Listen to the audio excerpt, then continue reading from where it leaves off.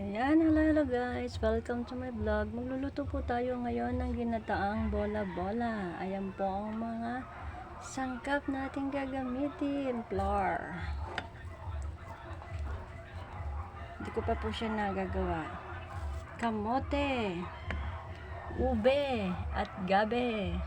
Saka po balinghoy, sago at langka guys. Ayan, pinakuloan na po natin yung tubig, sumayaw, tubig, saka gata. Hindi ko po nilahat yung gata pagkat mamaya ko po ibubuhos uli. Lalagyan na po natin yung gabe, ube saka gabe para pakuloyin at palambutin. Haluin muna natin ng konti. Then, takpan.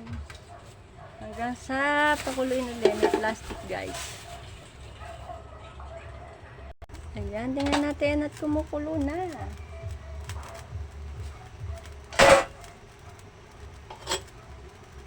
Haluin lang natin. O, diba yung ube? Kumukulay na po sa tubig yung ube.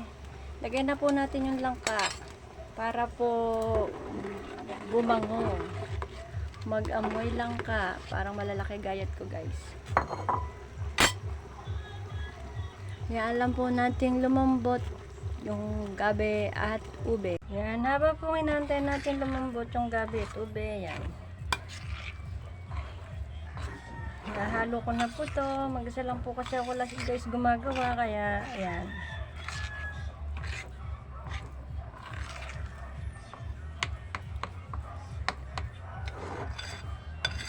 Baka mapansin nyo, bakit walang asukal? Nalimutan ko po. May kasama po yung asukal. Guys, ayan. Asukal.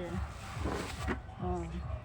Ito po yung gata. Hindi ko nilahat, guys. Saka saging pong saba. Ito pa, hindi ko pagayat. Ayan. Pasensya na, mahina ang kalaban ha. Buhos na po natin tong itong balinghoy para lumambot na din.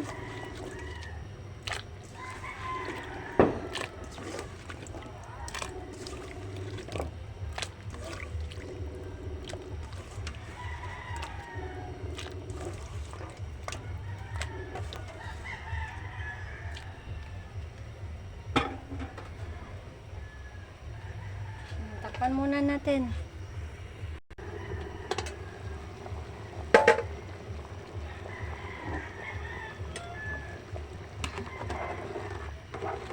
Lagay na po natin ng kamote.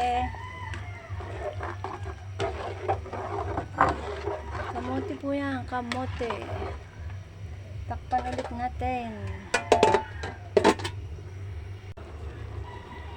Ayan guys, ilalagay na po natin ang aking binilog-bilog. Kung mapapansin nyo, may ano po yan, may harina. Inano ko sa harina para hindi siya magdikit-dikit. Kasi nagdidikit-dikit siya eh. Kaya binudbudan ko po ng hindi pala harina, yung malagkit po.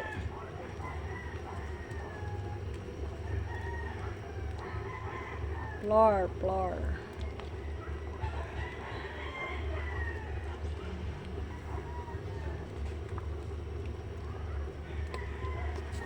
Ang tagal.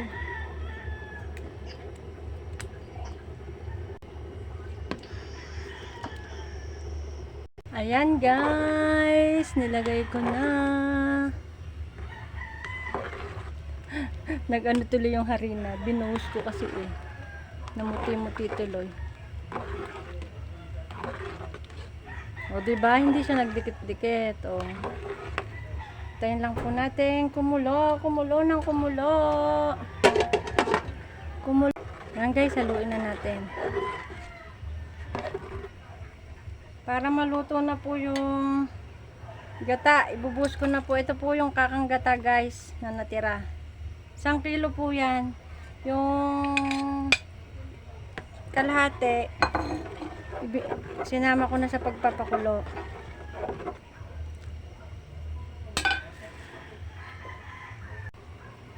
Yan guys, buhusan natin ng asukal. Kalahating kilo po to, 500 grams.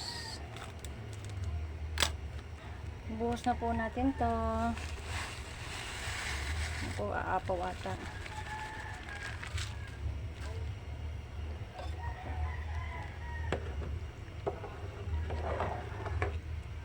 Haluin natin para matunaw. Halo-halo.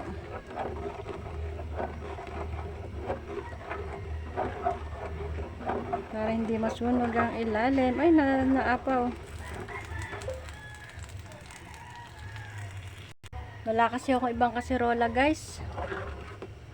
2010 pa tong aking kaserolang to. Wala nang ano, ito pa yung ginagamit ko sa pagluluto.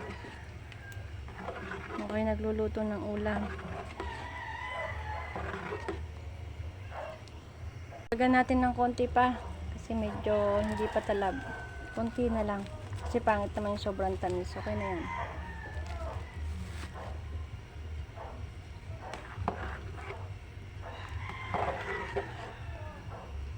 Pakuluin lang natin ng gusto.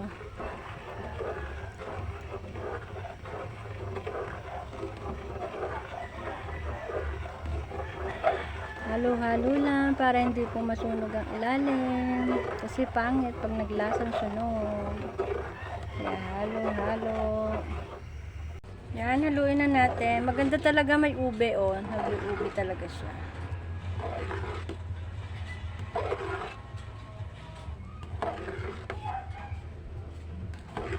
Tingnan nga natin po. Yan, nilagay na po natin ang saging. Saging na ginayat-gayat.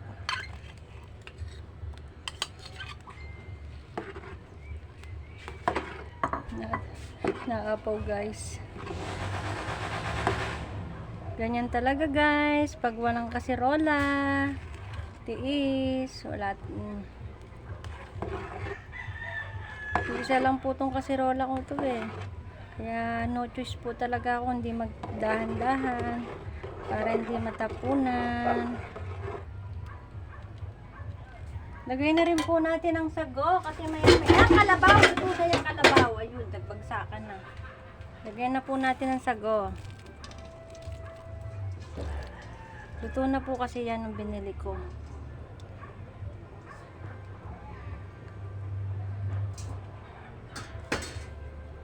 Naku, naapaw.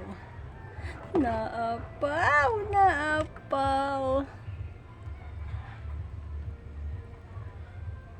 Sige. Papakuluin na lang naman yan. Luto na po yan guys. Luto na po yan. Lulutuin ko na lang po yung saging. Naapaw. Kaya kung magluluto po kayo ng ganito kadami, kailangan ng kaserola nyo ay hindi katulad ng kaserola kung butas. Bawasan ko muna ng sabaw at natulo. Yan. Hinanaan ko nga lang yung apoy kasi nga nakulo ng gusto, natulo, sayang yung sabaw.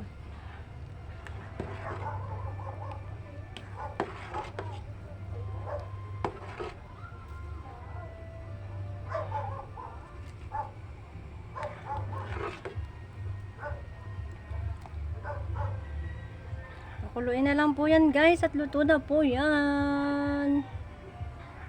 Pakuluin ko lang po yung saging saka yung sago para hindi mapanis. Kasi hinugasan ko sila eh. Eh may tubig, edi mapapanis. Diba? Para hindi mapanis. Thank you so much po sa inyong lahat guys. Ingat po kayo lagi at God bless po sa ating lahat. Happy New Year everyone. Bye-bye.